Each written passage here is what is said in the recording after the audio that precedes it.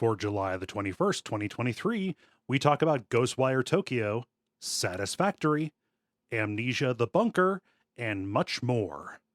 Welcome to level 465. My name is Kole Ross. I'm Dennis Furia. I'm David Mysmith. I'm Ben Merkel. And you are listening to The Level. It's a podcast for people who love video games. It is episode number 465. We've done one episode for every day of the year, and I will not be corrected on that. I wish. I would love more time. Yeah. I mean, it's just making the year longer wouldn't actually give more time. Now I am the one who refuses to be corrected. Yeah, okay. On the other hand, if we connected rockets to the planet in order to slow its orbit, that would give us more time. Or push the and just pushed it far enough out. That might also solve global warming as well. Yeah, which is necessary at this point. I think last time I saw Jala, she was a charcoal briquette. Yeah, I was going to say, I was sun. going to start this by saying, at least, the world's not on fire. And then I realized, oh, wait, that's literally what's happening here. Here's how bad it is there's some announcement on the government is declassifying some more stuff on UAPs or UFOs, whatever you want to call it, next week. And the buzz that I've seen online is it's because global warming has gotten bad enough that the aliens are going to step in to help us. That's what people are reaching for. That's the point we've gotten to. I mean, that would be great. Although I think Star Trek has taught us that they'll just let us die. I mean, that sounds like tacit acknowledgement that global warming is a truth. So that's good. That's baby steps, right? It's a start. It's like a drunken step in the right direction. It's a stumble. Yeah. Oh gosh, how you doing, Dennis? It's been a bit. Yeah, I was actually in very pleasant weather a week ago. We went on vacation to Michigan. Ooh. And man, that was a lot nicer than it is here back in Cincinnati. I didn't realize just how fast I start sweating when I stand outside of my neighborhood until I got a comparison point. It's instantaneous. Yeah. Oh my God. Yeah. I'm pitting out in before I can reach my car. It's silly. You getting pitted out there? Show me on the hand where you went in Michigan. Oh God. Yeah. You know what I've taken doing, because apparently Michigan is the place that Cincinnatians go. Mm-hmm. And everyone knows the hand analogy, and I refuse to learn it. And so when people say, "Oh, where'd you go?" I said, "Well, you know how Michigan kind of looks like a hand?" And they're like, "Yeah." And I say, "Well, it's somewhere in there." Yep. Yeah. You know how Michigan kind of looks like a hand? Yeah, I was in Lansing. Yeah. No, I understand that we were on the western side of the state. But I could not corroborate that. And for all I know, we were in Tennessee. So okay. Well, except for the nice weather, it was beautiful out. Wait, so that was fun. Was there I have a to lake? say, the fuck is wrong with people? That looks nothing like a hand. It's a hand and a mitten. Yeah, with the area north of Detroit, kind of like the thumb. Okay, Yeah, so we're just saying that people only go to one half of Michigan. That's the only option. Yeah. How many hands have a northern peninsula? I mean, the Yoopers are left out. Okay, they're used to it. There are some rare genetic disorders that give a more accurate depiction, but let's not split hairs. Yeah. And now people are saying that penises don't look like Florida, and I don't know what's going to happen. Yeah. Oh no. On the other hand, penises do look exactly like Lake Michigan. Ooh. Astute. All right, I gotta pull up Okay. a map now. Let's make sure everyone's in good health here. Yeah, Wait a second. This map is all penises. Wait a minute. You're saying that nobody else's penis looks like Indonesia? Oh boy. So I vacationed on Penn Island. Okay. Yeah. Think about that. Write that down. Yeah, it was wonderful. Jen and I were like high-fiving. Every day we had an activity that our kids the next day asked if they could go back and do again. So we were freaking hitting parental home runs over here. So you got to bask every day being like, nope, you're never going to do that again. New stuff today. Yeah. Nope. No, you're doing that's something an better. important life lesson. Like, all of the positive memories you have are all things that can never be repeated and can only be looked back upon wistfully. Our youngest has taken to now, as we've like driven back around our neighborhood and stuff here in Cincy, taken to demanding that we take him to the Cation home. Cation home. Oh, this is Barrett. Cation home. Yeah, Barrett wants the Cation home. Yeah. So he doesn't quite get the concept of the 7-hour trip to get there. But yeah, the highlight was like a dune buggy ride. Wait, dune buggy? Yeah, so I'm hesitant to even call this a dune buggy because really it was like the bottom half of a pickup truck. Someone just like sliced off the top of the cabin, turned everything except for the driver's seat into truck bed, and then stapled a bunch of pews in it to shove people into. And then we whipped around sand dunes on that at 60 miles an hour. Was it literally it like was wooden? cast off from Detroit. Yeah. Was it literally like wooden pews in the back? It might as well have been. Yeah, it's Did they have the nailers? It's pretty close. No, they did not. So a defining feature of a dune buggy, both just from classic imagery and also because of like functionality regions, defining feature is a roll cage. No, we did not have that. In fact, literally, the driver said, "All right, if we roll, I need people on the back, right, and left corners to put their hands up and lock their elbows." And that is not a joke. That is the worst advice you could give. See, I thought you were going to say the defining feature of a dune buggy is a lot of stone Burning Man people. Yeah, no, this is fair. I mean, like if you sense a change in equilibrium, you got to jump clear. Yep. Yeah, it was. It was great though. It was like a roller coaster with a drunk driver. So excellent times. Here, let me. I can drop into. This is great for radio. Drop the link to what it looked like into the Zencaster chat. So the thing that I learned about Michigan last week is I'm going to be taking a Middle Eastern drumming class. Okay. And apparently Michigan is where you buy Middle Eastern drums in America. Huh. Yeah, big, especially outside of Detroit. Big Ann Arbor as well. Big Middle Eastern population. Yeah. Yeah. So that's kind of crazy. Hey, Dennis. I hate to say this, but the person who runs this business was trying to murder you and your family. That's the only way you can feel anymore. So I'm here for it. Oh, it's like that David Lynch movie. The simple Lost story? Highway? No, what's the one where the people can only get off from car crashes? You're thinking of that's a David Cronenberg movie? That Oh, is called Cronenberg. Crash. I'm sorry. Yes. Thank you. The non-Oscar award-winning Crash, if you can believe that. Oh gosh. David, how about you? What's going on? Not a whole lot. Well, I mean, I'm taking will be taking a Middle East drumming class. Or I say Middle East. It's funny. This is like the most difficult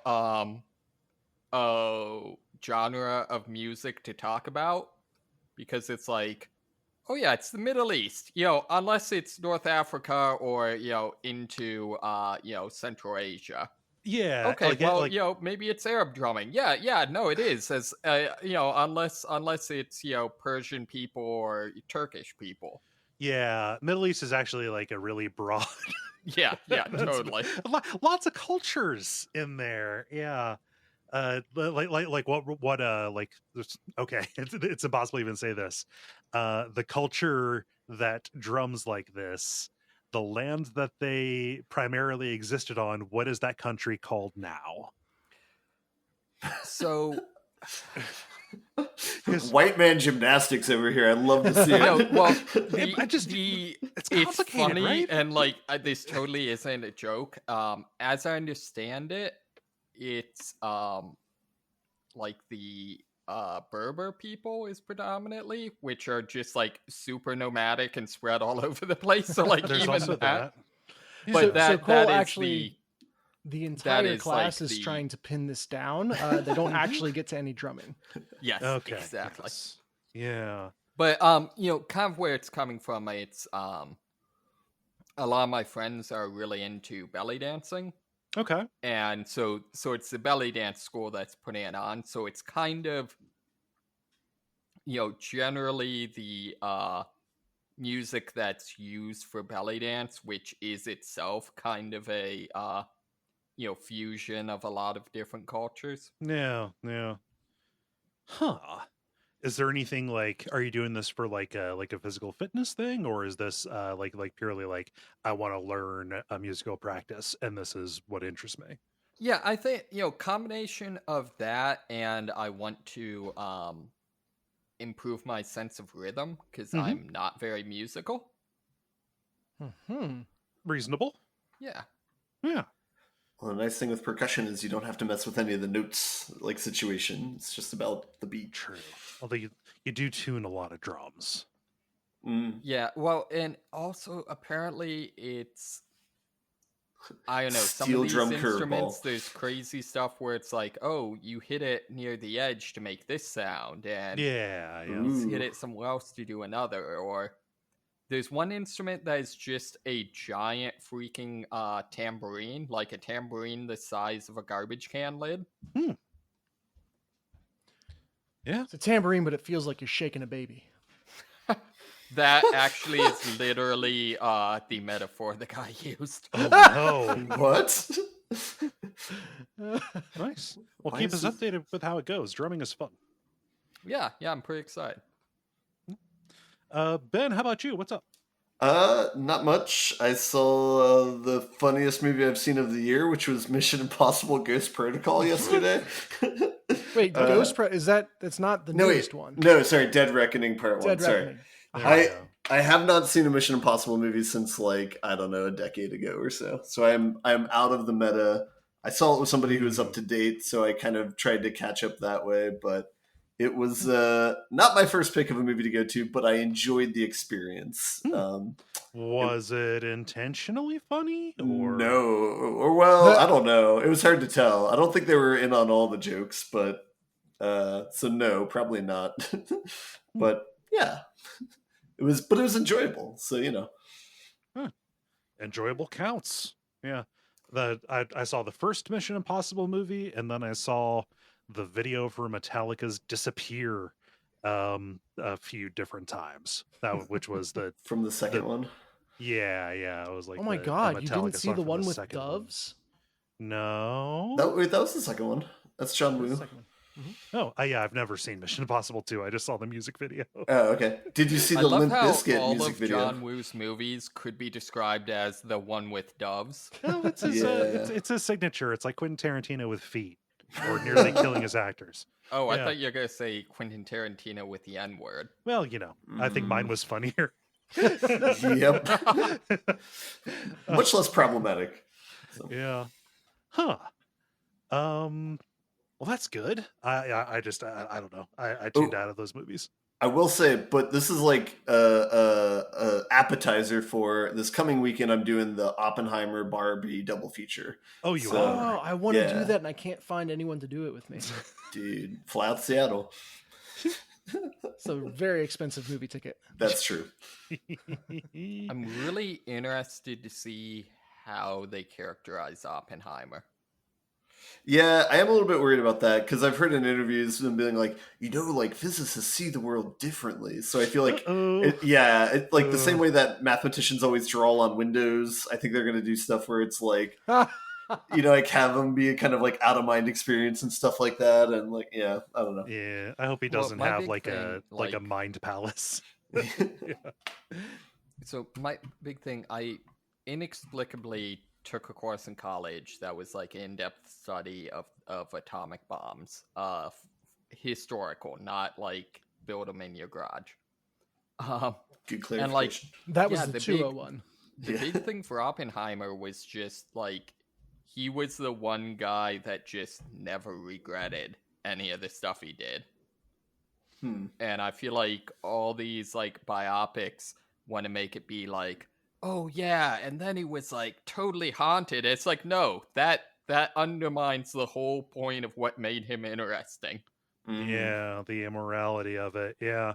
I think people hear his quote from the Bhagavad Gita, or sorry, I butchered the pronunciation there, and take it as remorse. Like, oh no, I am become death. Like that is a thing you wouldn't want to be. Yeah, he's bragging about it. Yeah. So my favorite character actually in like the Manhattan Project was Teller, because he was the guy who was basically he was the big guy pushing for the development of the hydrogen bomb. And he was basically like, nah, guys, we're already all going to hell. We might as well go big. Yeah, we might as well do just hell max it. Yeah. We could have dropped one bomb instead of two. Yeah. Yeesh. Yeah. Regrettable. So that'll be fun to think about next week. Yeah. Which one you doing first? Hopefully they do Barbie afterwards, because I feel like that would be more of a note to end on. You have to go in that order. We are doing it in that order. Yeah. We have a nice 2.5-hour intermission where we'll get some food. So. Oh yeah. Well, that's good. Yeah. Nice. And I don't have anything. The pool at the Y is closed for 2 weeks, which is a bummer. But they do have lap swimming at the outdoor pool at the nearby park, so I went and did that today, and that was very pleasant. I even used sunscreen so I didn't get sunburned, because I'm never out in the sun for enough time to ever think, sunburn would be a problem, despite the fact that I have the skin that I have. So were you were successful? No sunburn? No sunburn. Yeah, was the pool properly segregated into lap swimming and then play swimming, or? No, it was for those 3 hours from 11 to 2. It is just lap swimming. Gotcha. Nice. Yes. See, I feel like they should just do it like Sharks and Minnows style. You're swimming laps and you have to dodge the little kids. The sharks really works your core to pivot that hard. Yeah, so that's all I got. Let's talk about video games. And to do that, we have to do a regular kind of show. What with the grind, the multiplayer, and the end boss? And why don't we get started with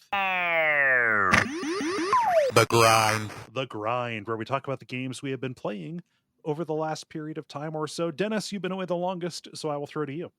I've got something new. Being out and about pushed me to go back to xCloud and find something I could play on that over streaming. That's hard, you guys, especially when you don't have a great internet connection. Yeah, if it's hotel Wi-Fi.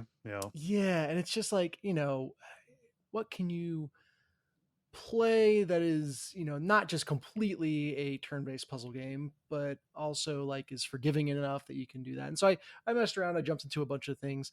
And then I found Ghostwire Toykyo. Oh yeah, game by the Evil Within 2 people, kind of an exploratory horror action game kind of thing. Yeah, horror action game is a good way to say it.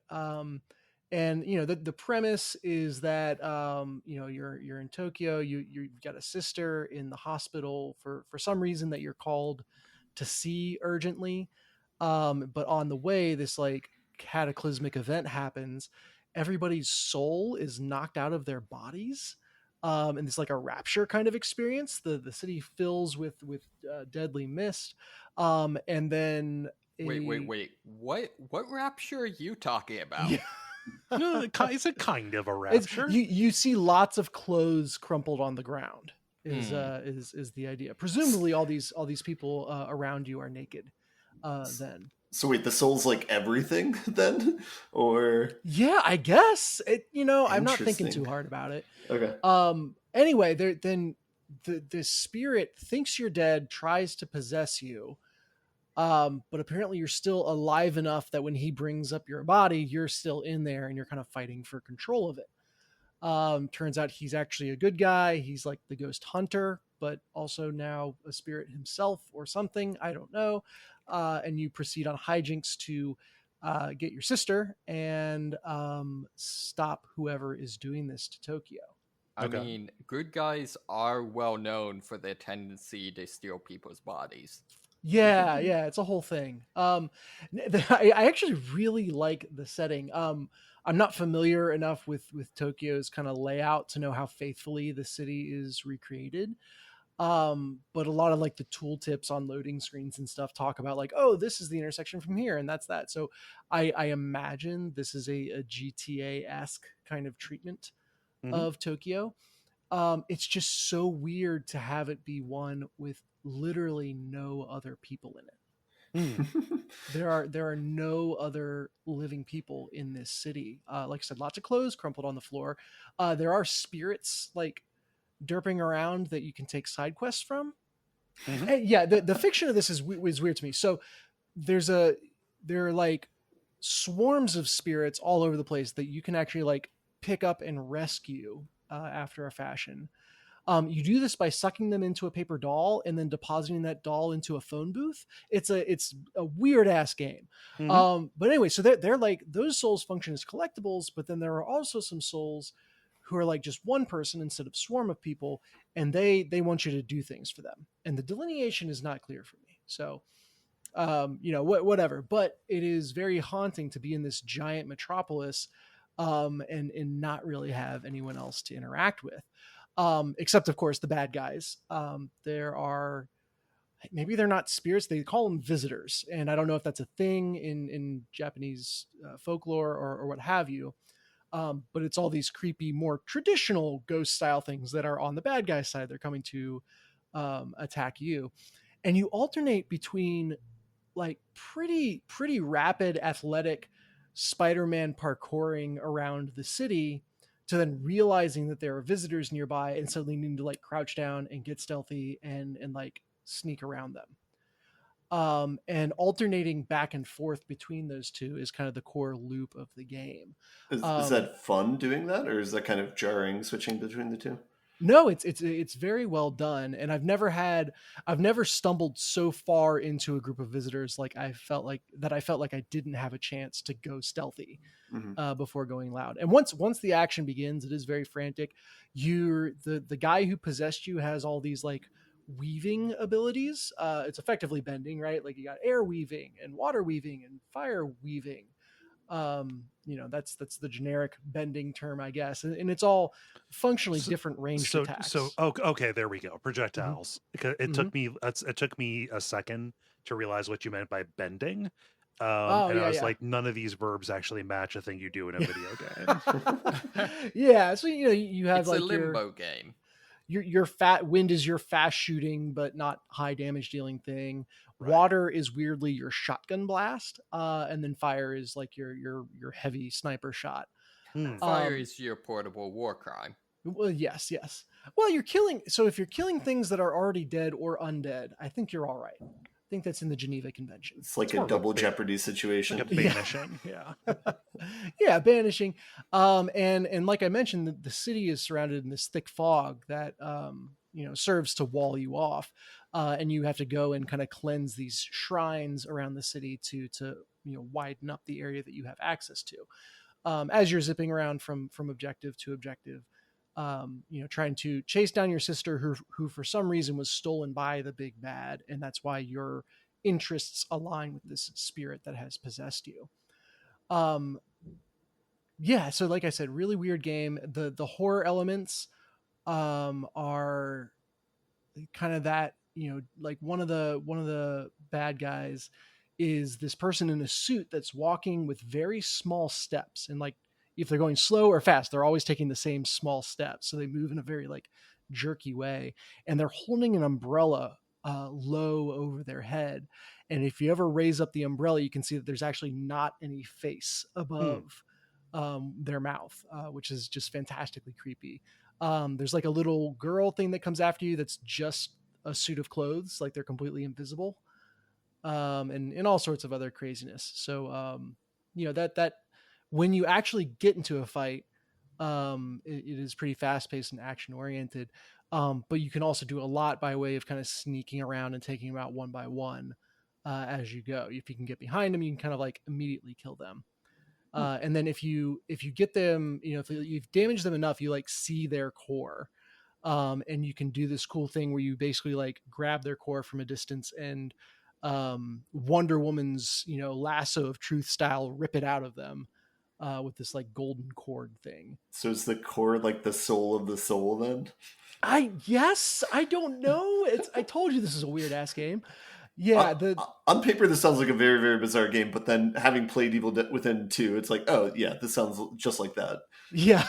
And again, I'm not knowledgeable enough to say how much of this is like touching on things from Japanese folklore or what have you. I imagine there's a lot, but I just don't know. What it does is it makes for this really cool, tense decision making in the middle of combat. So, there's multiple enemies attacking you. You expose the core of one of them. That's only going to stay, vulnerable for a little bit of time. Then it kind of seals back over. You grab all the cores around you at once that are exposed when you do this kind of insta purge. But you have to like go through the actions to do it. And you're vulnerable while you do that. So do you grab that one soul right away and try to destroy it before the other people get to you? Do you try to like soften more people up so you can get all of them in one fell swoop? And it's like, okay, I've started pulling out their core and this guy is charging me. Do I stick it and try to get the rest of the kill? Or if I get hit before I finish it, I'm interrupted and I lose that opportunity and take damage. So, the combat is really, really fun in that way, kind of deciding how aggressive to be and when to do those polls. Yeah. Let's see, what else can I say about this game? So my one complaint. So I mentioned that there are these spirits that you collect and free, right? And they're everywhere. That's kind of like it's a major way that you get XP. And as you gain levels, you get more abilities or stronger abilities. But it is such a weird decision to me, like that there is a whole long animation around capturing him in this paper doll that you have. And you have to do it for every single one. And so running from place to place, you're gonna come across like probably 5 or 6 things just incidentally, swarms of souls to collect.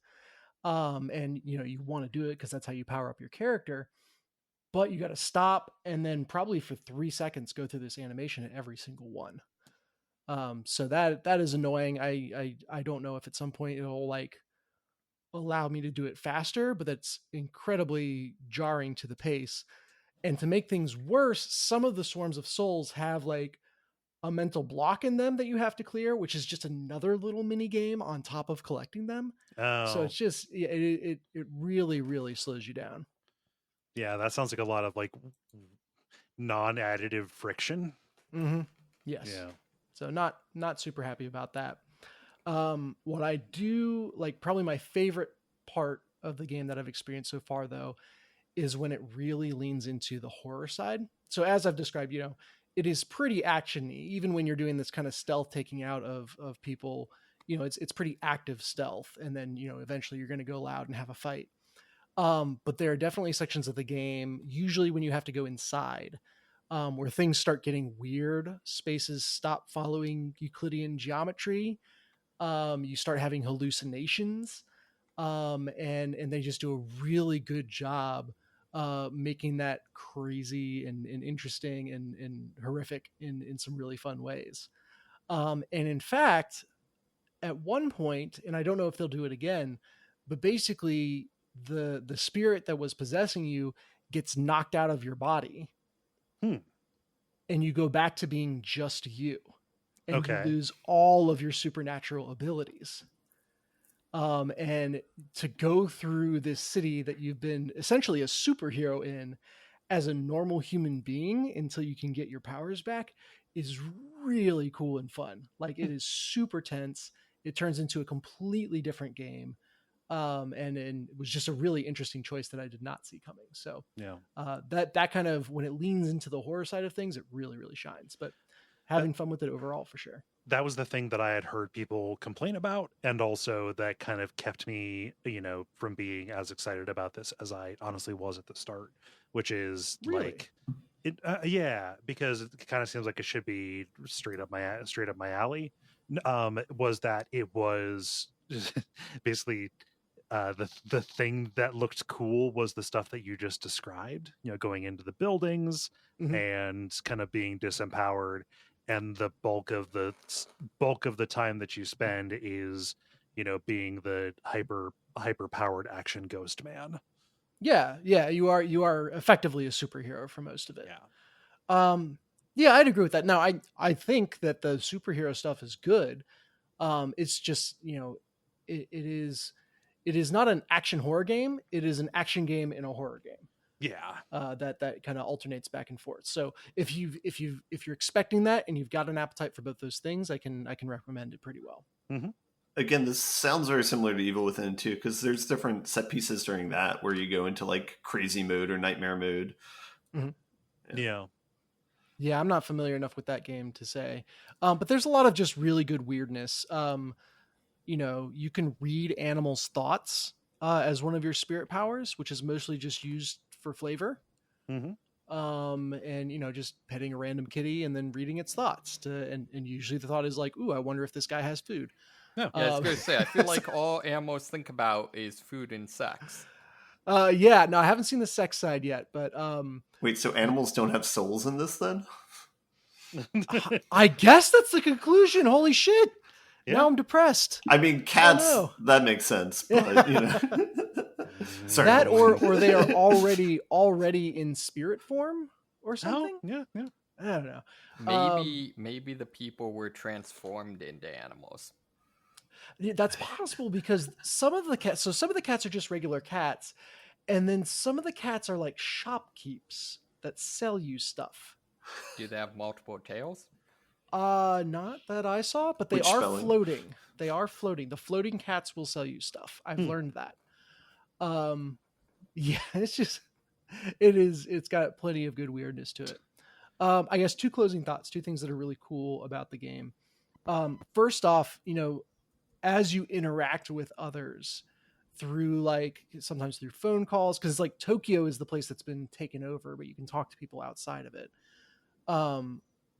But it weaves back and forth. Like, some of these people are maybe dead, or maybe they're in spirit form, or maybe they're just regular humans, and you're never really sure who is what. And kind of puzzling through that is some of the plot of the game. And they just do a really good job of that. It's like, oh, this person that I've been talking with the phone is dead. Wait, what? And that changes the dynamics of things. I mean, when you think about it, we're all dead inside. Yeah. And then the final thing is, I've only had it happen to me once, so I'm not sure if this is a set piece or a thing that can happen. Like, I'll be running down a main street, and then like the fog kind of rolls in, and you get this like really creepy like drum and bells like marching music going on. I don't know how to describe it, but incredibly haunting. And then an entire parade of visitors starts marching down the street towards you, like a quantity that even in your superpower state you could never fight, and you just have to like hide, run away, find another route around. Yeah. And like that got me. That was like a what in the world like kind of moment. That was really cool. Something akin to that happens in like the opening cutscene, and like I said, I've had it happen to me once in the wild. But the idea that just like at any point your route forward to just all of a sudden become non-navigable because of a spirit parade is very fun. Is it like instant death if they see you, or can you still get away even if they're chasing you? It was very clear that they would start chasing me if they saw me. like I say, it's not a quantity that I ever would have wanted to engage. So, but I managed to kind of slip away unnoticed, even though I had like the indicators like, oh, this area, this is suspicious of you, kind of deal. Yeah. But yeah, I mean, it's a literal parade of bad guys. So, but yeah, so Ghostwire Toykyo. That's like I said, played it because I was away from my PC on vacation, and very happy I kind of got pushed into finding it. Yeah, neat. I don't have any more questions about it. That's fine. I don't really have other games to talk about. I'm ready for Diablo Season 1 to start, but that happens 2 days from now when we record. Yeah. So it'll be out when people are listening to this. It is not out yet. Yeah, it's almost like setting it up so that as soon as the season starts, whatever you've been doing is irrelevant was a bad design. Yeah, maybe. Although I don't mind that there's a game that has a seasonal structure where I can be like, you know what, I think I've done what I want this season. I can just wait for something new. I'm not going to fall behind on the treadmill. I can just be done with this for a while. I mean, it doesn't seem like a great way to make a game that people want to continue playing if like one of their KPIs is how many people they have hooked and playing every day. Oh, don't worry. They have plenty of other systems that do that. Okay. I've managed to avoid that. But reading people online, there are lots of people who are investing hundreds and hundreds of hours into the game, even when they probably should be taking a break. Yeah, and that's me. I wanted to interject with something that I was reminded of. Even though I don't like the personal politics of Jonathan Blow, he had a sick burn when someone was like, "Why don't you play Magic the Gathering?" He's like, "I don't play any game where the core tenet is to make as much money as possible." Yeah, so that sounds about right. He doesn't play games. Well, he plays a very particular kind of set of games, I guess. I only play my own games. There's a difference between a primary goal and a thing that helps more stuff get made. Yeah. You know? Yeah, core tenant is the operative linchpin of that. Yeah. Cool. Who else has something new? All Damn. right then. Yeah. So I'll do mine because there's not going to be an awful lot to it.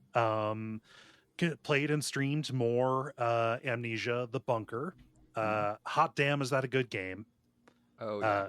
Yeah, it kind of makes me feel like I did when I first started playing survival horror stuff, which is, here's a space.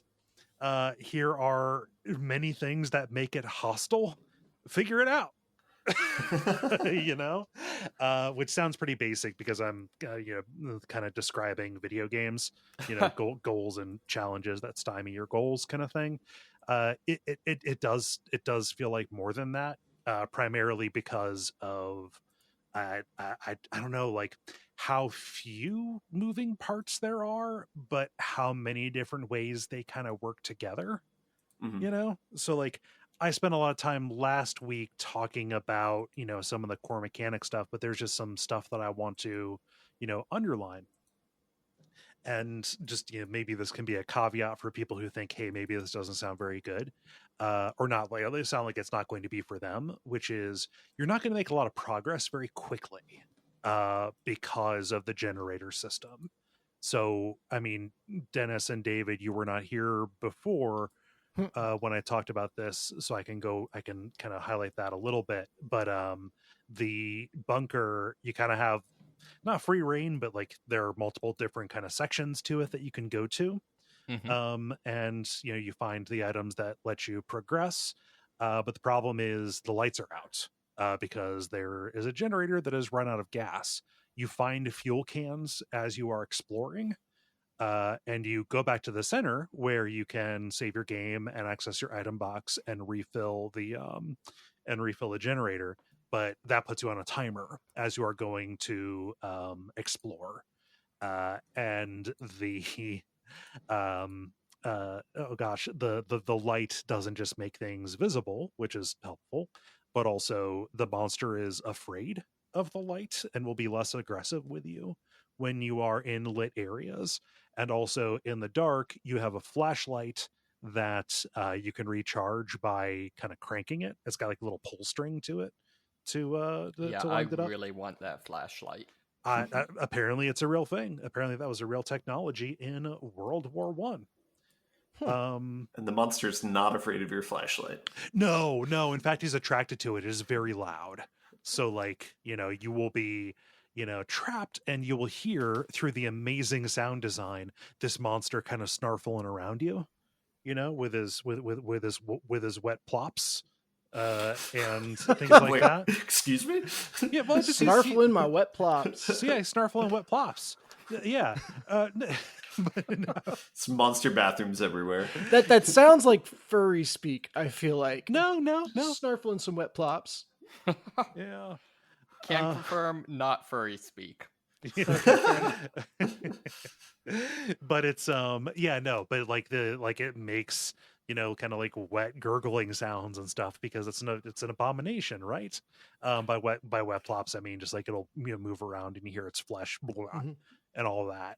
You'll hear it like scurry through vents and stuff, but like you will be pinned in a place and you'll hear it kind of moving, and you want to make your movement to get around it and away from it count, so you want to be able to see. But like, so you give like you give the flashlight like a tentative yank, like a but just once, so it kind of lights up kind of dimly for a little bit, but it won't Just attract. A little tug. Yeah, you gave your light a little tug, and it just it's just enough for you to get a little ways away, and then you got to give it another one, and then each one of those pulls you're like, okay, is this going to be the time where he comes and gets me? A tug too far. Yeah. I forget, is this the one where they explicitly change it where the monster can smell you, so you can't just like hide in closets and stuff? That is Rebirth, very specifically. Okay. In this one, if you are injured, the monster and the rats will be able to follow your blood trail. Oh, okay. Yes. So you can hide as long as you are bandaged and in good health. I don't know if wounds eventually stop bleeding or not. But yeah, that is the thing that will kind of lead it to you if you do not keep moving. Do you get injured from like the rats or something, or? Yeah, and the rats will follow you too, right? Yeah. The rats are the primary thing that do damage to you. When the monster gets you, there have been a couple of times when I've been able to get away, but like usually the monster is instant death. Yeah. Yeah. And alongside that, so you get when you get the fuel, you can run it back to the generator and use that, or you can mix it with bottles and cloth to make Molotov cocktails. Not so much to get rid of the monster, although it will deter him, but more so to throw at the dead bodies with the rats gathered around them to completely burn up the to completely burn up the body. So this is basically like Dishonored style stuff. Kinda, yeah. At least insofar as like the rats have an AI and they will swarm.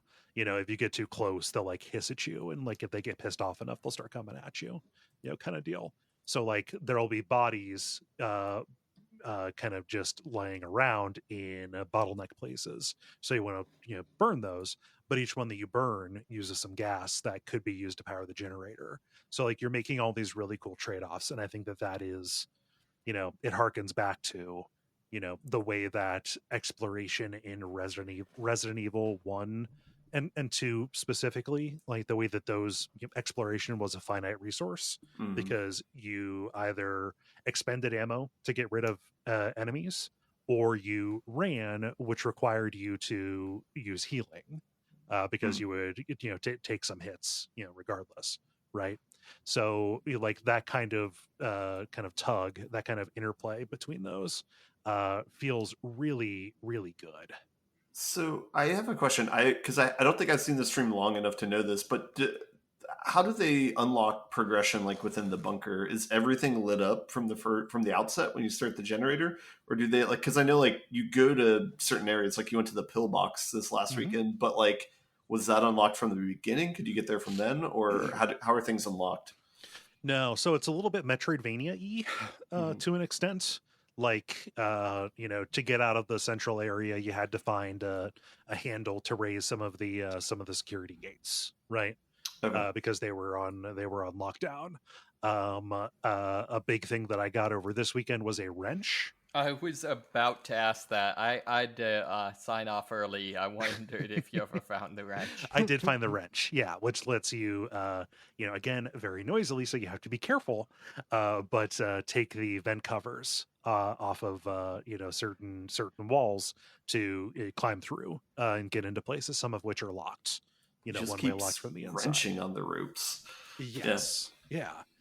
So it's kind of that way in turn, and you can see like there are some places that are kind of chained up, so I know that there's going to be some bolt cutters that I eventually get, and as far as like lights go, one of the things that you do as you're exploring is you will find the fuse boxes for the lights in a particular area, and you can trip those.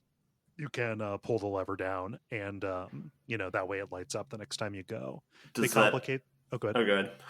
I think you're going to answer my question. It doesn't increase the generator burn, as far as I can tell. Okay. That would be a real cruel thing to do. That would be. Yeah.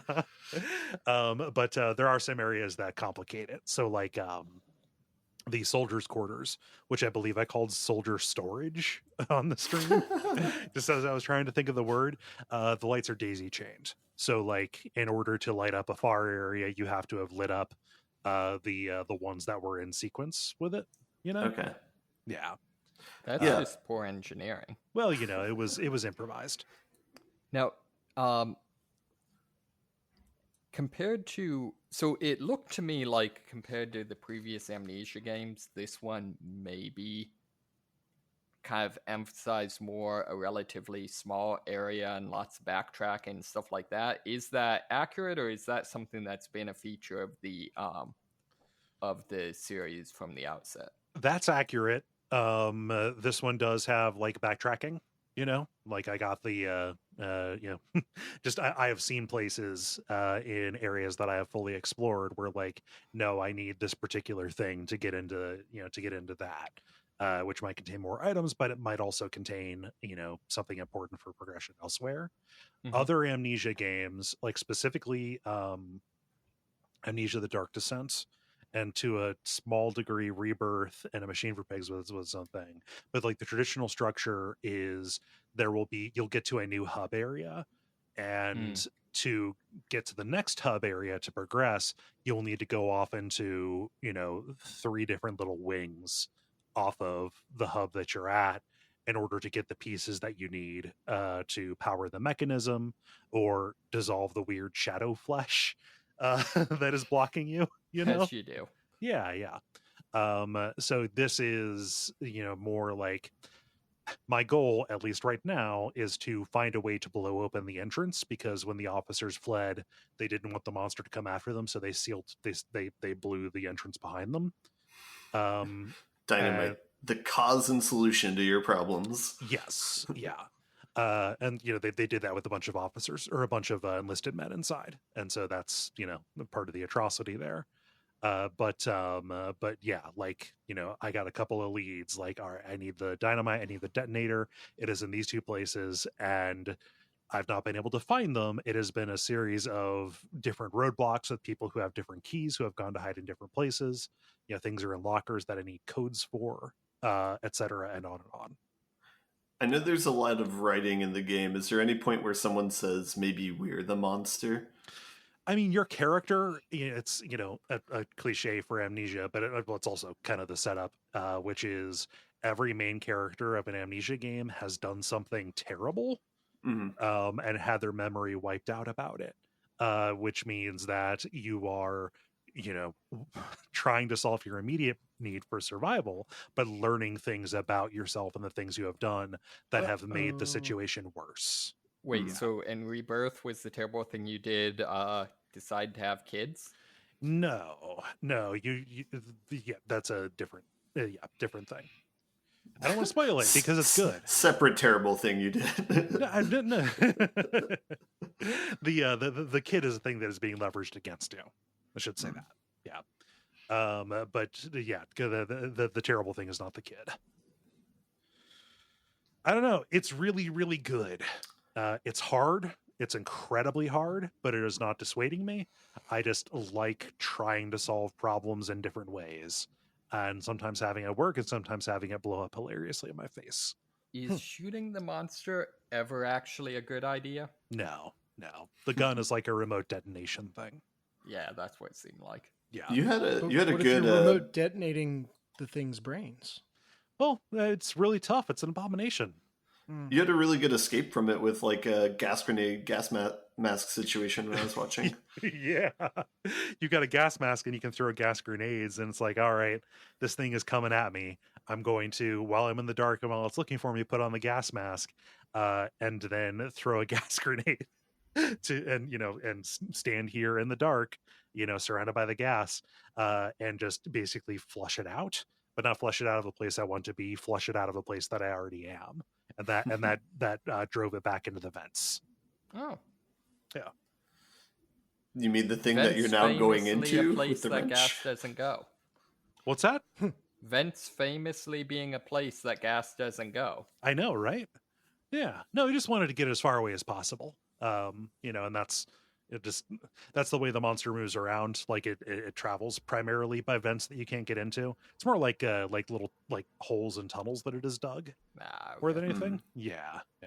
So I will say, I think just having watching it, the setting seems like one of the strongest parts of it is like so much like mystery and wonder, but then also it's just like the grimy dirtiness of it is just like, I don't know, very macabre, very beautiful. I don't know. Yes.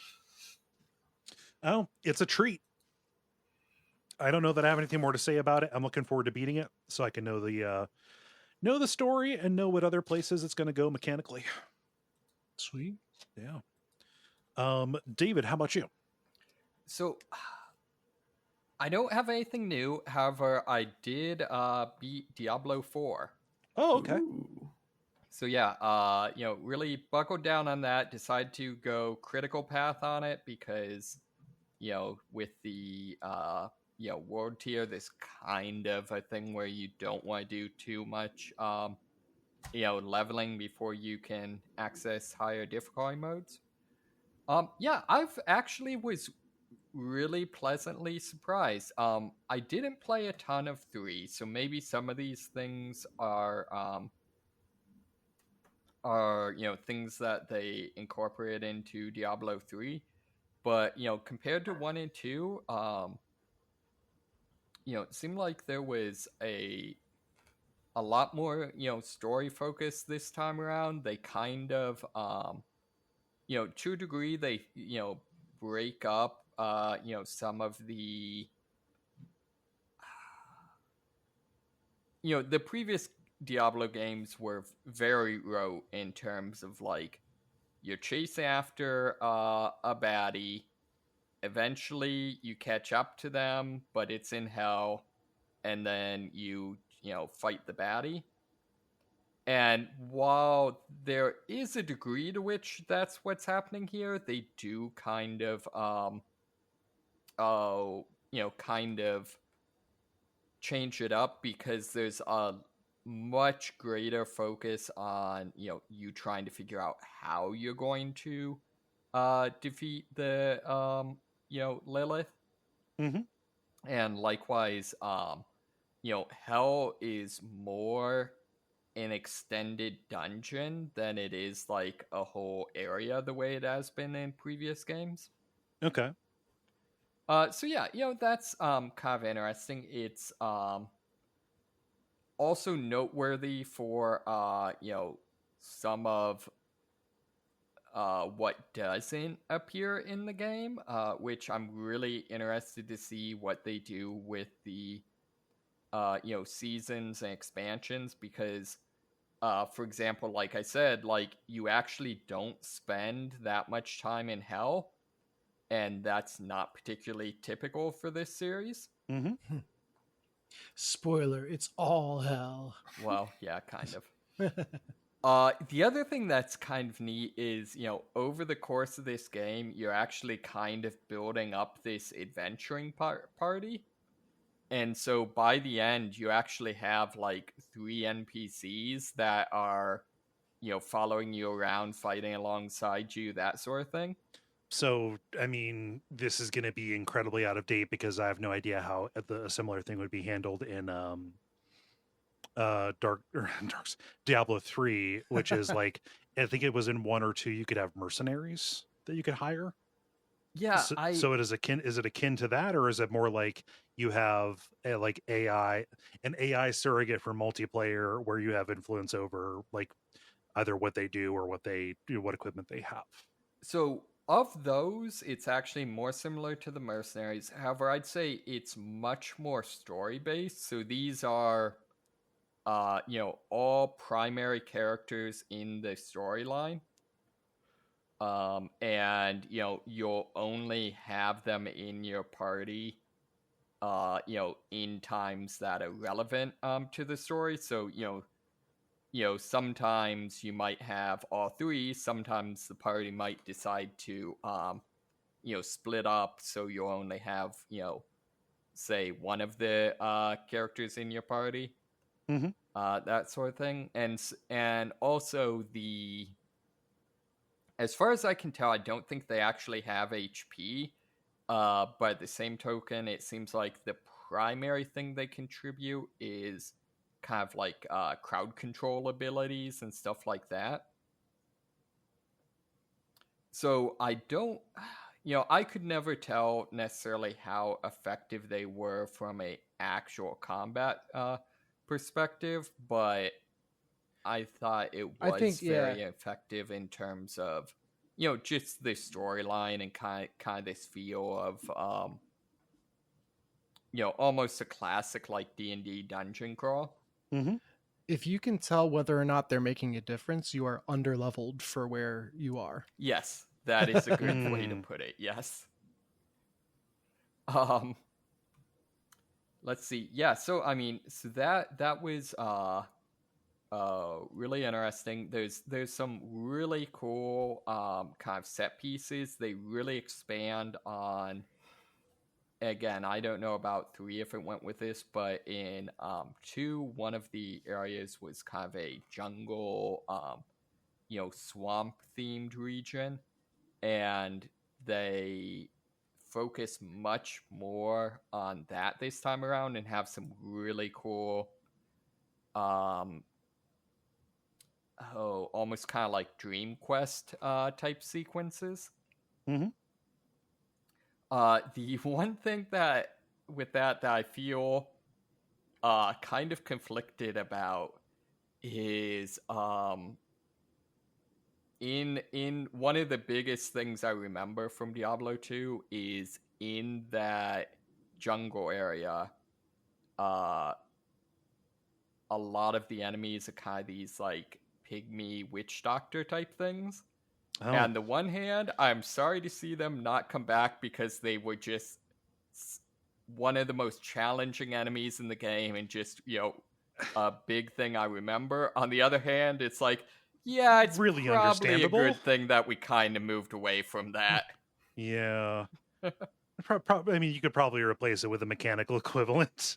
Right, is not, exactly. Yeah. Huh. But yeah, no, I mean, I really, really enjoyed this story. It goes some interesting places. One thing I do find kind of funny is you beat the whole storyline, and then like in the epilogue, some basically the game's equivalent of police try to arrest you. Okay. And it's like, Hell dude, police? do you realize how many like archdemons I just killed? Like, what do you think this is going to happen? You're a loose cannon. No, I said help police, not hell police. Come on. Yeah, you literally just like, you have just gotten done defeating like all of these world-changing, enemies, and the equivalent of like mid-level NPCs try to gank you. Huh. It's really weird. Like there's some interesting stuff. Traditionally these the Diablo games have gotten a single expansion. I feel like they've got a really good setup for that. I'm a little hopeful that maybe against all odds, the live service model actually means that they produce a lot of good storyline. I'm not holding my breath, but it would be nice if that's what happened. But yeah, and then after that, it's just endgame shenanigans. I don't know, Dennis, have you talked about that much? I can't remember what I said in previous episodes. I am at the point where I have completed everything that will pave the road for like the seasons. Mm-hmm. So I've gotten all the altars of Lilith. I've revealed all areas of the map, and obviously I've finished the campaign. So I reached level 75 with my necromancer, and kind of felt like, yeah, I'm good for now. Like that's, you know, I reached the last major milestone that was like a power spike for me, and was like, you know, this feels like it's in a good place. I'm just gonna peace out until the new season drops. And one thing I do appreciate is the devs did say explicitly, like, we want to design this so that if you feel like you're done with the season and you go do other stuff, you don't feel like you are falling behind, or you can't jump right back in when the next season comes out. So mission accomplished on that front, I guess. Have you seen it all? So the day that we record, they just posted the patch notes for like the pre-season 1 prep patch. Mm-hmm. People are mad, so I might talk about that as my end boss. Yeah, that'd be good, because most of the things I saw seem pretty positive, but yeah, no, I'm definitely interested to see that. So, I don't play one of the horribly overpowered meta builds, so I'm quite happy with the patch notes, but literally everyone else that I've seen is furious. Okay, I mean, the class I play is the rogue, already got kind of destroyed by the previous balance patch, so yeah. Actually, somewhat on that note, though, have you messed around much with any of the unique items? No, I found one that I built around, and otherwise just haven't done it. Is there PvP in this game, or is it just all PvE? There is. I don't know why you would ever do it, but yes. Okay. Because, I mean, that's the only reason I could see for nerfing, like, a class. Because if it's all PvE, it's just like, okay, just put an enemy that counters, like, whatever the meta builds are, and then deal with it that way. It reads like a very blatant attempt by Blizzard to slow people down. Well, down to one of the, well, again, I'll talk about it more later, but yeah, it's so there is PvP. It's in specific areas, and you kind of very intentionally have to opt into it. Yeah, I can just see from the game designer perspective, if it's PvP and there's overpowered builds, that means people are losing to the overpowered builds, so that's why you would need to adjust it. Yeah, no, people are finishing the PvE stuff too fast, and so rather than give them more stuff to do, they made the current stuff to do take longer. No, weird. Okay. I'd be interested. Yeah, previous games, like, I don't know about Diablo 1. I know Diablo 2 and 3 had PvP. Previously, they were just almost 100%. Like, there's something that existed, yeah, but there was no effort put into supporting them. I'd be interested to see if that's the way it goes now, because I think you'd be hard pressed to ever balance PvP in this game, just because so many of the classes are so. So why would you try? Like, right, if that's not the main, like, yeah, I mean, people are gonna do that, but like, I don't know, balance it for the majority of people who play it, please. I'm not even anti PvP, but it's like, I don't know, balance makes games less fun. Yeah, and there's also things where just like, for example, the rogue class is basically built around covering the entire screen in arrows and then like teleporting away. And like, there's no way to make fighting against that fun. Yeah. The one sounds like an accurate build of the rogue class then. Yeah. One of the things that is kind of cool is once you get to the end game, the higher level tiers, you can get these unique items that are designed to dramatically change up the way the classes play. So, for example, one of them I got for the rogue, you have ultimate abilities that very very long cooldown. You can only select one of them, very powerful. And one of them for the rogue is basically this explosive trap that, when enemies step on it, big AoE that does lots of damage. And, but one of the abilities for that is basically that if it doesn't kill a enemy, or rather, you can get an ability for it that if it kills an enemy, it resets. So it, basically no cooldown as long as you keep killing things. And then you can get a unique item that basically makes it so that the trap will keep rearming itself as long as it doesn't either kill an enemy or hit a boss level enemy, like a special enemy. So in effect, it just gives you unlimited traps for against regular mobs. So you can build your entire character around this one item and just blow everything up. So I don't know. It's kind of cool. Interested to see where it goes. Not particularly confident in Blizzard not effing up the live play stuff, and it sounds like from what Dennis is saying about the patch, like that may already be starting.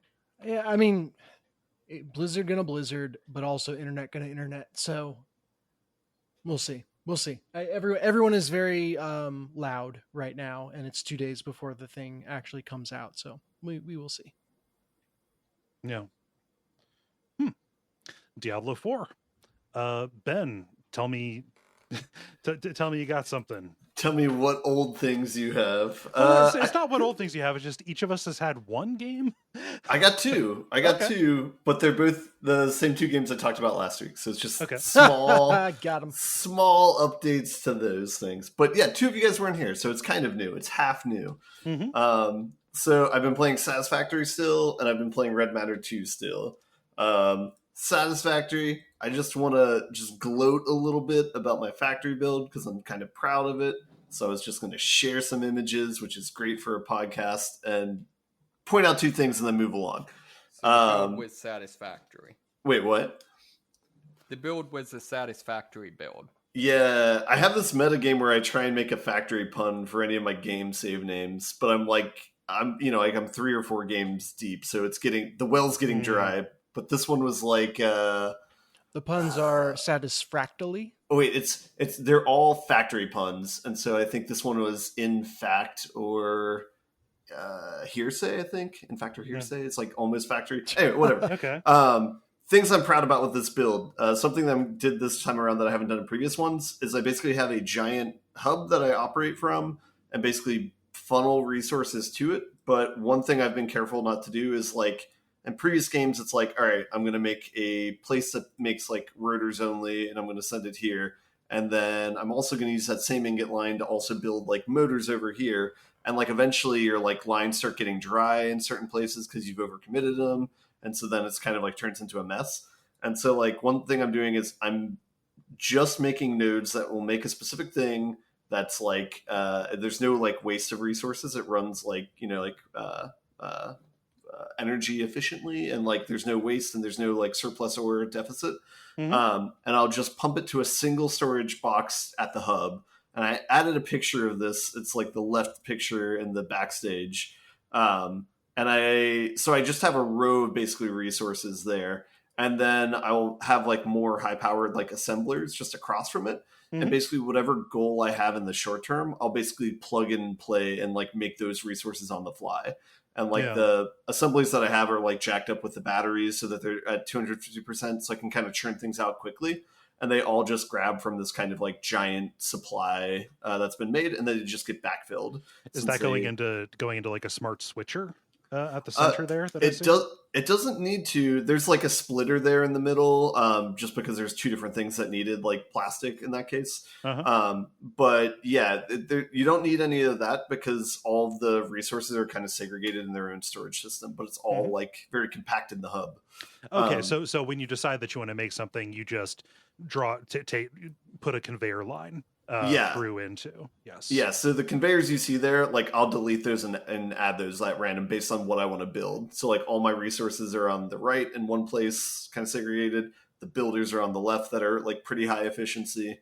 And so yeah, based on whatever the goal of what I need, then I'll do that. So anyway, that was like a new way that I approached it that I thought was really fun. The other cool thing is there's like a minor exploit, which I think I did the last run.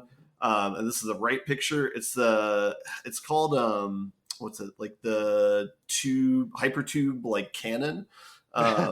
These are new things. I don't remember these. So they had a thing called hypertubes that when you get up to like tier 4 or 5 maybe, and it's summoning Elon Musk. No, it's not like that. No, it's not that. No, it destroys a public transit system and then never actually works. Well, to be fair, they made it in Vegas, and there's not too much good public transit there. But your point stand that it sucks. Hypertube is just like a clear tube that has like an innie and an outie. You can travel in either direction for it. The idea in Satisfactory is it's made to quickly connect places. It's like a little bit faster than sprinting. Once you get conveyor belts that are fast enough, it's still slower than just running on a conveyor belt. However, there's like a minor exploit you can do with this where you can build one that's very close together and then delete one end of it and then build another section close together next to it and then delete the end of it. And so you kind of get shot out fast from these hypertubes. And so if you stack them all in a line together, you get shot out faster and faster and faster, and it basically just shoots you off like a cannon. So the only thing you need to do adjustments on is the last one to make sure it's kind of facing at the right angle and in the right direction. Okay. So you can connect yourself like across the map pretty easily. So you can like travel the entire map like pretty quickly. It's kind of like it's the peasant railgun. This is my way of adding fast travel to the game, and gotcha. So So anyway. So that's been really fun as well. And so the place where the hub is right next to a lake, which it needs to be because when you're canning yourself back to the area, you need to land in like water so you don't die on the landing. Okay, so it's one-way fast travel back. It's bi-directional because I'm fast traveling 2 places with bodies of water, and then I'm shooting myself back to this hub that has a giant lake. Can there be any elevation change? Yeah, there's this is getting into the weeds, but yes, you can basically go like at a lower arc, and you can still like see the entire map's rendered while you do it. You can go at a slightly higher arc, and the map will clip out into like clouds. You need to do that if you're going like completely across the map. But if you go too high, you get like radiation and die. So you got a limited amount of like trajectories you can do, maybe like 3 or 4. Gotcha.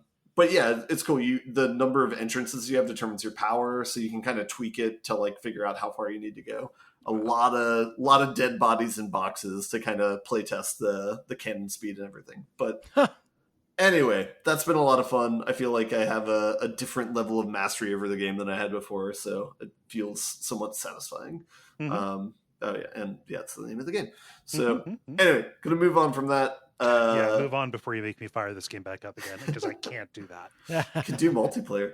Anyway, Red Matter 2, I've continued playing that. That's the VR, like set in space game, revisionist history, Russia won the space war sort of thing. But primarily it's a game where you walk around and there's pretty vistas because you're in space.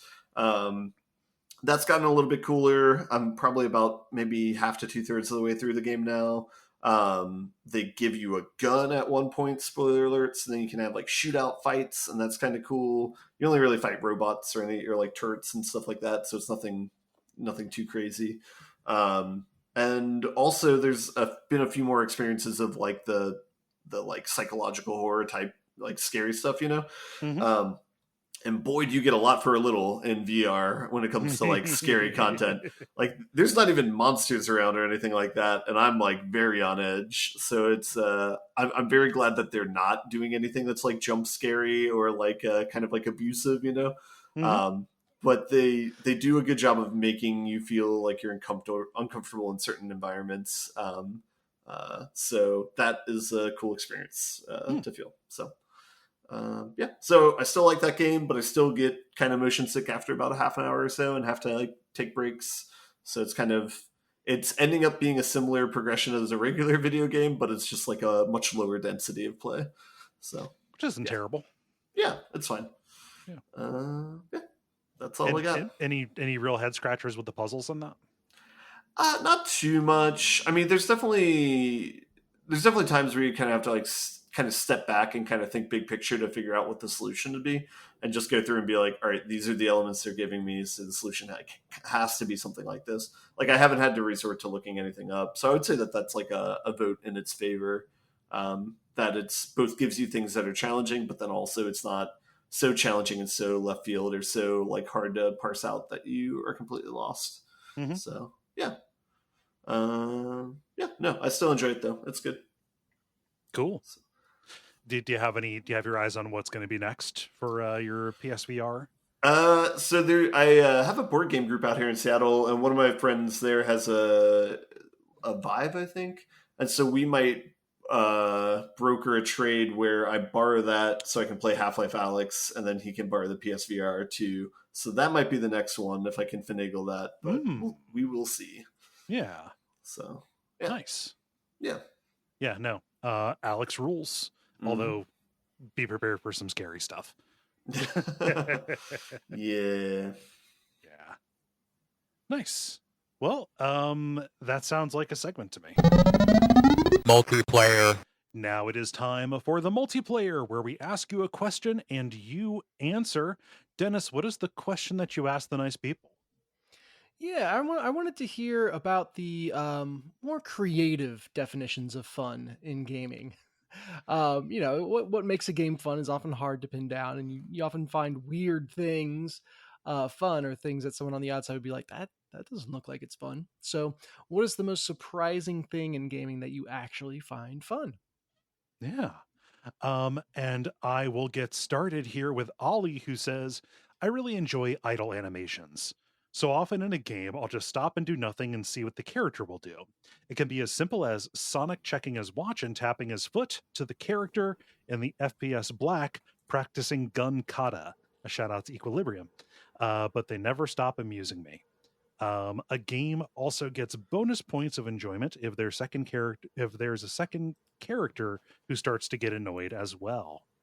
I don't like it when the characters get impatient if you leave. Oh, I hate that so much. And this is like for a particular reason. Like, I never minded it when I was a kid playing Sonic games, like not a concern. But now as an adult who has to take notes on games for a living, I feel like it is criticizing me for doing my job. That's just what you want while you're working. Some good old fashioned condescension. Yeah, don't care for it. That's hilarious. I'm with Ollie on like fun idle animations though. Like if a character falls asleep, that's fine. That's cute. Gets a little bubble going. Mm-hmm. You know, like it's an anime. It's fine. Yeah, I like a lot of FPS games will kind of show off some of their dumb, like, I say dumb in a endearing way. You know, there are dumb like tactical stuff where, you know, your character will start doing like trick reloads and stuff like that. Yeah. Mm-hmm. Yeah. Give a little bit of character, you know? Mm-hmm. Let's see, Ben, what does Sean say? Sean says, I really enjoy in RPGs following NPCs going about their daily chores to see if they do anything surprising. I was shocked in The Witcher 3 at how comprehensive some of their routines were. You know, I don't associate Witcher 3 with having that. In fact, the only game I associate with having routines is, well, there's Shenmue, and then there's also Oblivion, because they made that like a marketing. Also, Way of the Samurai. Oh, yeah, yeah. Yeah, the only thing I think I investigated in Witcher 3 was, were there people at the Gwent table? Oh, yeah, yeah. See, I would just assume that in Witcher 3, like, every character at some point in their game just like murders a puppy. Well, maybe not on purpose. Maybe they're possessed by something. You got to figure it out. You're a detective. No, it's not work in perfect nudity as purpose. well. We just live in, a dark, morally gray world where, sometimes, seemingly good people can't help but kill puppies. Yeah. I'm just saying. Sometimes it's like that. On random tangent, but my in-laws were talking about killed a puppy. No, more Ben's nudity comment. Okay. Better. My in-laws were talking about shows they were watching. They're like, oh yeah, what we just started was The Witcher on Netflix. You ever heard of that? And I immediately was like, I don't know how clear I make it that hope you like boobs out all the time. Yeah, it's gonna be the way. I mean, they're gonna they're gonna know by the time they see the first boob. Yeah, if it's a show for them, Like I literally, because I watched the first 2 seasons, but I literally can't recall how much nudity is in the show versus the video game. I remember the nudity in the video game. Yeah. Oh, okay. Yeah. The show is follows the video game then. Okay. I don't know. I just remember the succubi characters in the video game being pretty hilarious. Oh yeah. Yeah. Let's see, David, what does Greg say? Greg says, grinding in old school JRPGs can be fun in 2023, as I can often multitask while doing it, listening to videos, podcasts, etc. And there's pleasure in seeing numbers go up, and feeling like you did something that'll make the rest of the game easier. I'll believe you on that one. I have to say, I did fall really hard into the D&D Idol game, which is basically, make numbers go up the game. Mm-hmm. So yeah, no, I can see this. Yeah. Dennis, what does David say? David says, lately I've been playing EA's UFC 4, and in the career mode, you have training camps before each fight. In the training camps, you have the option to spar in 4 different categories, such as boxing, Muay Thai, wrestling, and jiu-jitsu. Each style having a different training partner for each. But for some reason, you can throw punches in the grappling training. So I'll say to myself, time to get some grappling practice in, and proceed to wail on my wrestling/jiu-jitsu partner until I knock them out, leaving them injured for the entire training camp. I don't know why, but I find this very funny and entertaining. A lot of games predicate themselves on beating up an unsuspecting person. Yeah. I mean, I'm told that's one of the best features of the new Street Fighter 6 is just randomly picking fights with, the people hanging around the subway or wherever you are. So the Mortal Kombat reboot will do you one better, and there's a Roomba that goes around one of the levels that you can beat up on. Yeah, I remember that. This just sounds really complicated in this UFC game. Everything should be like Def Jam Fight for New York, where no matter what kind of move you are buying or training on, the person who sells it to you and the person you train with is Henry Rollins. Ultimate fighter. He is a master of all martial arts. He is. He's the only one who can do all the forms in that game. Yeah. What? It's a good game. Yeah. Let's see here. Final one is Ben. What does David say? I believe we read that one just now. Is there another David? Yeah, you might need to reload. They're trolling us. Davids, we are legion. David C says, someone mentioned it before, but I often like the grind. Through school days and now working, I usually have 1 to 2 hours to dedicate to gaming on a weeknight, but can spend much more time on the weekends actually progressing the story. Yeah, this is, if I'm being honest, this is probably mine. I mean, the fact that I play Warframe kind of tells you all you need to know on this. I mean, lots of MMO adjacent things. Yeah. I think my runners up would just be like anything that has a shotgun. Like those are just always fun to use. Mm-hmm. Yeah. For me, it would be struggling to feed yourself. Oh no! I mean, just you would not think that would be, especially fun. I thought that makes that fits this prompt very well. It does, yeah. I'm thinking primarily of one of my favorite games, Pathologic. Where you are, lucky to find a crust of bread in the garbage. Oh, I'm sorry. I was imagining like some sort of like co-op style game where literally it's like Oh, it's like the visual I gag need from that now. the visual gag from Airplane where you've got a drinking problem. Yes, exactly. Yeah. I want bread. Yeah, something like that. But I mean, lots of survival games are good and fun. You've got your Subnautica. I don't know, just you would not think that utter privation would be engaging, but it is. See survival mode in Fallout 4 or Fallout New Vegas, right? Mm-hmm. Yeah. Ben, how about you?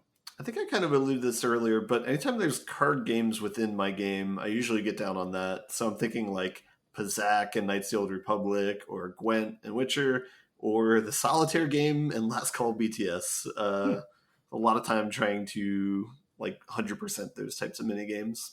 Yeah. Nice. And Dennis, how about you? Yeah, for me, well, the strange mechanic in Assassin's Creed was I found way too much fun in throwing people downstairs. But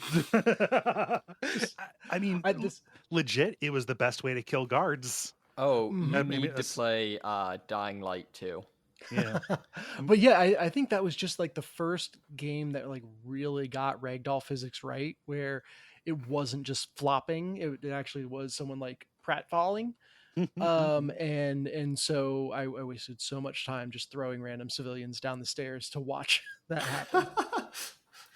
That'd be great if they committed to that. It's like when you go Back to the Future, like half the world's population's there. Oh gosh. Yeah, it really was. It was the quickest way to take a guard out of the equation, because you could do the whole back and forth with a sword fight, or, grab, toss.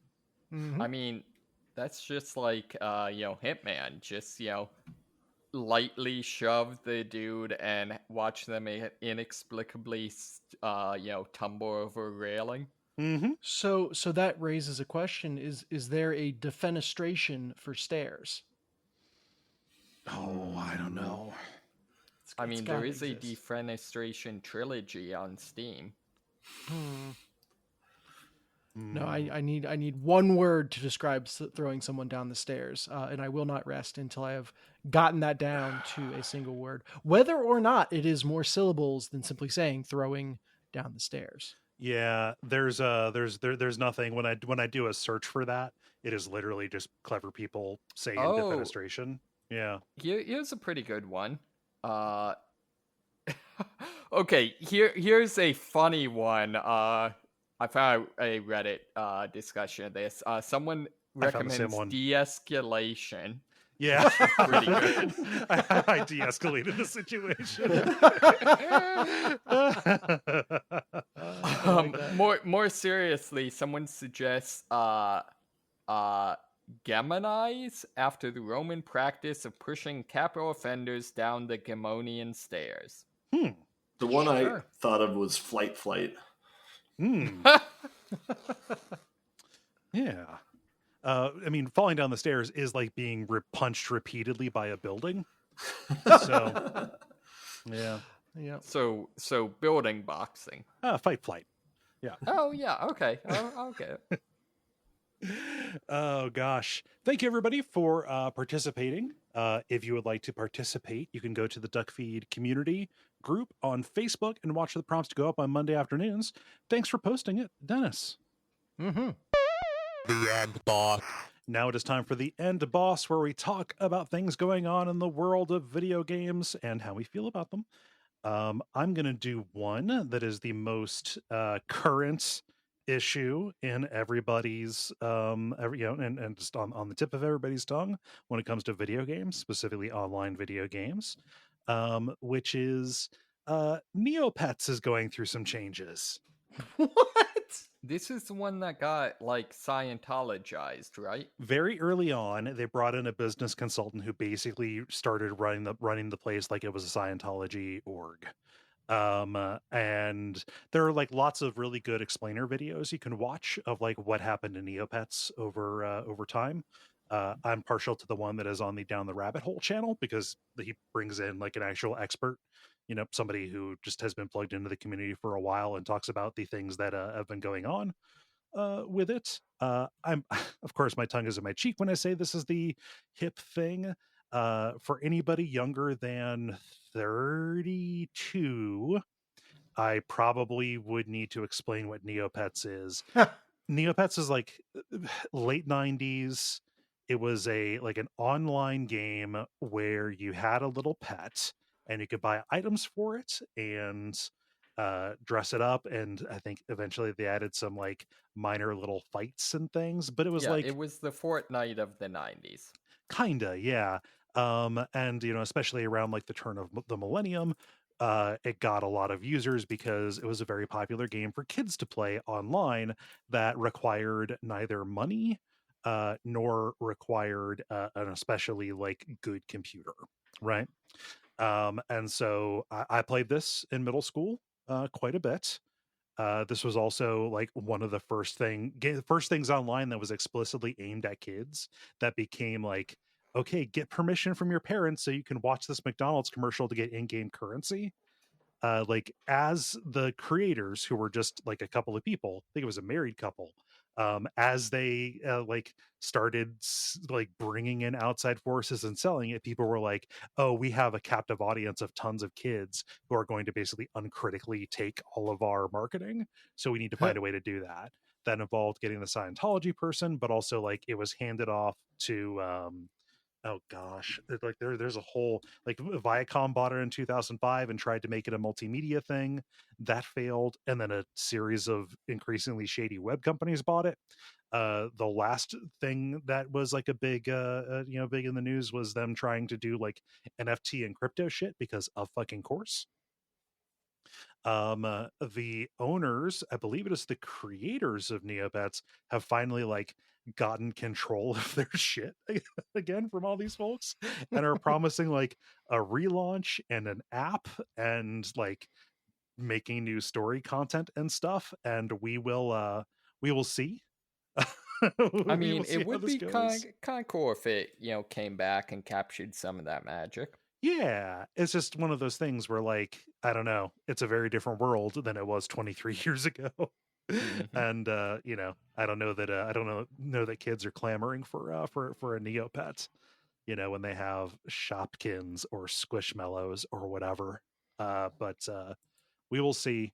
This though is pretty cool insofar as a longtime beloved property is out of the hands of corporate vultures, at least for now. Huh. Yeah. Dennis, you said you wanted to surprise us with a story, so Yeah, so I'll drop it into chat now. They found Lake Michigan in Zelda. did they now? Well, or some people are saying it's Florida. Oh, they they're found the they found a penis.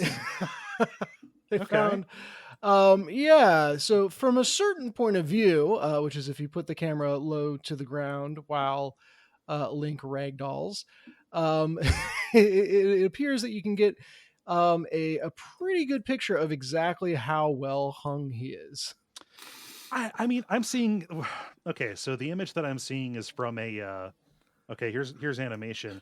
Regardless, and still, I think that is more of a just like a weird shadow that is being cast. Also, there is no indication of how big his hongus is. This is true. This is a berries shot rather than a twig shot. Yeah, we're getting kind of the anterior, sorry, the posterior side of a moose knuckle here. Yeah. There we do not see the anterior hang down. Yeah, so whatever it is very internet. And yes, since it's kind of gone viral, people have pointed out that this is most likely, the torso clipping through the body in just the right way, or the clothing in just the right way. However, it is very funny, and it now makes me wonder, if Florida is the state that looks most like a penis, what state looks most like a ball sack? And it's probably Ohio, right? It's got to be.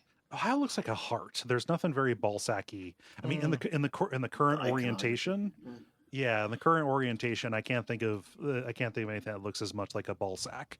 I think the geographical feature that looks most like a ball sack is Scandinavia. That's man, you had that on the tip of your tongue. Yeah, you never looked at it and thought, man, that's a couple balls there. I don't think I've ever looked at Scandinavia, period. Yeah. I think you got to be more careful saying that you had balls on the tip of your tongue. I didn't say it was the tip of my tongue. I didn't say. I'm speaking to Dennis here. Okay, yeah. I'm not trying to take a shot at anyone. So I am attempting. I'm attempting to find images of wherever the heck you're talking about, and all I'm getting is femboy stuff. Well, you know. Oh yeah, check the Slack. I'll drop it into the other one as well. But yeah, so you know, in as games get bigger and have more just randomized interesting more stuff penises. Yeah, it creates new windows of opportunity for lurid hilariousness to pop up. Yeah. So. Have you guys ever seen the C3PO penis thing? No. I have a feeling I'm about to. Let me just go into incognito mode. Okay, 1 sec. So basically, what a weird ending to the show. there is a well-known image from the Star Wars movies of C3PO apparently with a penis. Oh yeah, and Anthony Daniels went dicks out for a shot. Or... So no, and then in the sequel trilogy, it's like bright red. Yeah, I know. It's especially the room about to pop. Yeah, it was redder than hell. So yeah. the thing is, apparently the actual explanation of this is, it's from a promotional shot, and as they were taking it, something like fell off of one of the props and just happened to be falling through the air at the right thing, and to make it look like it had a penis. Yeah, no, which totally makes sense. The question is, why did they then decide to use that one image in the trading cards? Oh, because because the people who make trading cards are also human. Mm-hmm. It's really funny. This is also back at a time where it's like you had to wait a week before you got your photos developed. So yeah, this is when Disney was throwing boners into movies left and right. So well, this wasn't even Disney at the time either. Yeah, no, that's what I'm saying, but it's probably part of the reason he got acquired. Yeah, no, it definitely. These guys know boners. I'm going to sell it to them. It really looks like you can see C3PO's nuts and bolts there. Yeah. Huh. Well, I only see 1P. Edifying. So, it's funny because after the first, sorry, are we on to talking about the titles? No, only dicks. Yeah. So I mean, we could also segue. Like, I could ask, like, hey Ben, you got a story? Yeah, I got one. You sure you want to pivot out of Bonerland? Or? I mean, preferably. No, right. I haven't found R2D2 with the dick yet, and we cannot move on until I do. Hold on, damn it! Let me look it up real quick. You guys can wait 5 minutes, right? R2D2 is a chode. He's got it. Oh yeah, he's a little tuna can. Yeah, no, it's got the round little head on it. Yeah. The best part is how quickly we responded with that. Because we're fucking children, okay? Good God, I thought we knew this. We've been friends for. I'll never be able to watch Star Wars again. So anyway, what's your story, Ben? Rescue us. There's no segue for this, so I'm just going to start talking. Gloomhaven's designer Isaac Childress is making a tabletop RPG, also in the Gloomhaven universe. It looks kind of cool. Typically, I'm usually kind of turned off by tabletop RPGs. Like I did one D&D campaign. But if it's like Gloomhaven, and if it's kind of designed by Chris Childers or Isaac Childers, this could be cool, or this could be a cool option to do with friends. And it seems like the way they're designing it is it's kind of like a bridge between Gloomhaven, the board game, and what a D&D experience would be. It seems like there's peripherals that come with it. As far as, like, it was maps and stuff.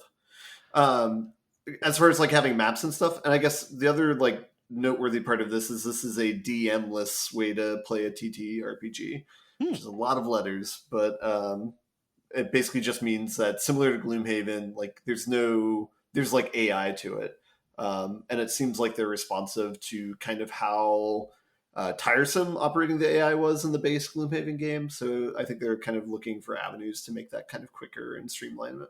So, yeah. Not as cool as boners, I guess, you know? This was at Origins, and they made it sound like you could take components from Gloomhaven, Frosthaven, etc., and fold them straight into the TTRPG. Oh, okay. Yeah, that'd be cool. I mean, it makes sense, you know, just based on how complex that game is to, I don't know, break more things out into tables and give DM discretion for, you know, story flow, as opposed to, having it be defined by the actual cards and materials in the box. You know, it makes a certain amount of sense. You can have a, you can have a more mechanically rigorous, like less collaborative storytelling, you know, kind of tabletop game. You know, like a Gloomhaven might be, you know, that isn't, you know, people doing improv with each other. It never ceases to amaze me the lengths that nerds will go to like replicate a video game in a tabletop situation. Like running advanced calculations for all of the NPC AI stuff. And having literal books full of someone. Yeah, what happens? Yeah, sorry. Remember when I said there was a thunderstorm warning? Oh wow, that's thunder? Yeah, that's thunder. That was enough to set off a car alarm. Well, it rattled your windows pretty hard. Oh my god. Yeah. Stay safe. Whoa. It being this city, it could have been a bomb on the arsenal. Maybe. Well, you never know. Oh, hey, it stops. So you should be good for another 10 minutes ish, if that. But yeah, just saying like how incredibly complex some of these tabletop games have gotten. And I have not yet seen anyone's appetite for it slow down. No, people are going to want that rigor if they can find it. It is weird how like people kind of cross the fence like a little hard in either direction, where it's like I was very welcoming towards Gloomhaven as a computer game because it's like I did not want to deal with the setup and tear down of all the peripherals, but yeah, like literally you're getting an hour back in your night if you play it online. Yeah, for sure. Yeah. Let's see here. And David, you got a story? Nope. All right, attaboy. Honestly, I even looked for a story and nothing happened this week. Yeah, no, it was pretty slow. Oh well. I was gonna say when we were talking about Link's Bulge, I was like, it must be a slow week in the gaming news right now. Yeah, Link's Bulge and Neopets. You know, pretty rough shakes. Look, so the big news, at least the day we're recording, is in the real world. So yes, yeah, hell yeah. How do you all feel about buttoning it up? Let us button. The credits. Thank you so much for listening to level number 465. We really appreciate you taking the time. If you want to help out the show and the network, you can go to patreon.com/Duckfeed.tv, kick in some bucks and get some content. That's the way it goes.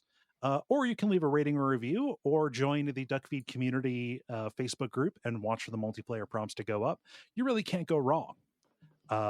Is there anything for show promo that I am forgetting? Not for show promo. I'm going to be at Gen Con running events for Deck of Wonders the entire time. I was going to ask you. There you go. Okay. Well, I will wait for you to ask me. Well, no. I was going to say, Dennis, are you going to Gen Con? Oh, there. Thank you, Kole. Yes, I am. And I will be running Deck of Wonders events the entire time, so you can play the game with me and get a little tutorial.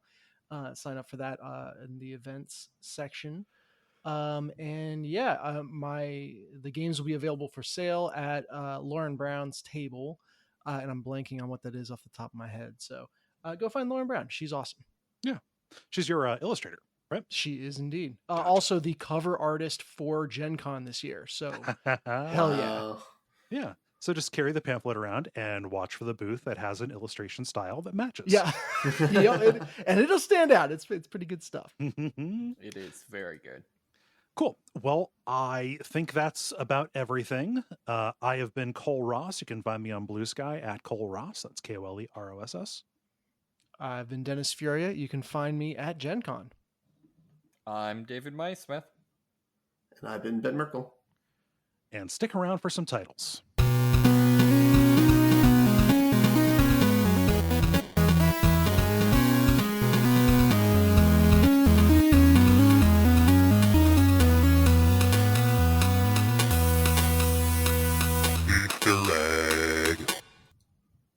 Wow, I can still hear that thunder.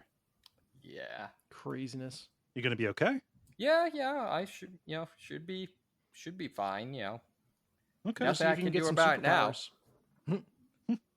I have to say, at the beginning of the episode, like right after this string of discussions of Michigan, I just wrote down for the titles one of the penis jokes, and that one really kept blew up. being more and more appropriate as the episode went on. Man, we've had so many body titles. Oh man. And it will never not be funny. The other one I wrote down is the floating cats will sell you stuff. I could tell where you were going with the multiple tails on the cats. Yeah. If the multi-tailed cat was trying to sell you something, would that make it a Marketsune? Yes. Ooh, that's pretty good. Exactly. I have It's a Stumble. at some point we were saying like, oh, it's a step, kinda talking about the aliens saving us from climate change. Oh yeah. Climate change deniers accepting it for it's a weird stumble. reasons. I mean, I'm not gonna lie. I feel like at this point, aliens is the only thing that can save us. Oh yeah. Let's see here, Ben. You got anything? Just got fight, flight, or flight, flight. Okay. Or flight, fight. Okay. Well, make up your mind. But not fight, fight. That doesn't make sense. No. 0 cents. Gobbledygook. You can't fight fighting. Dennis, what you got? I have two. I wrote down the one with doves from early on. Okay. And then snarfing some wet plops. Jesus Christ. Gonna have to put an NSFW tag on it for that. I kind of like snarfing some wet plops. I bet you do. Is there any opposition? Passes your test of not being another body reference. It's nonsense. Come on. Get your mind out of the gutter. Where are the plops gonna go? Yeah, snarfing some wet plops. And I did say Snarflin. Oh yes. Don't forget the L. Yeah. That's why that word is highlighted in red. That's not how you spell Snarflin. I just want to make sure I choose my syllables very carefully. Yeah. Okay. Oh no, actually no. I it is written down. I did write Snarflin. You are correct. The stenographer agrees. Wait, I have to know. Is this like a Mansfield thing? Like, well, clear. Snarfing something means to like grab and abscond with it, right?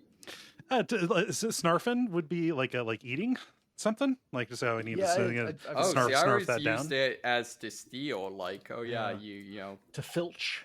Yeah, you snarfed that piece of candy. Is that because it's just so close to scarfing? Yeah. You know what? So snarf might actually be So I would. I don't know. Maybe I'm mixing up snarf and scarf because scarf that down. Yeah. I think that happens. I think when words are like close enough to a known word, you just say it and it's like, yeah, that's close enough. Yeah, it's snarf and scarf are just a Scotia part. Yeah. To eat or drink quickly or greedily. Snarf or scarf? Snarf. Okay, yeah. Not to be confused with narf, which is what Pinky said in Pinky and the Brain. All the time. Yeah. Mm-hmm. Oh, no, but Wiktionary, number 1 is to eat or consume greedily. Number 2, transitive slang, is to take something by dubious means, but without the connotations of stealing. Just take something without regard to etiquette. Yeah. Instead of saying scarf or snarf, I pulled this from the Akewood webcomic, but I like saying gruffle. Man, I would really gruffle some cashews right now. That's pretty good. Gruffle's pretty good. Yeah. But Snarflin was perfect for our episode's purposes. Yes. Okay. Well, it is decided.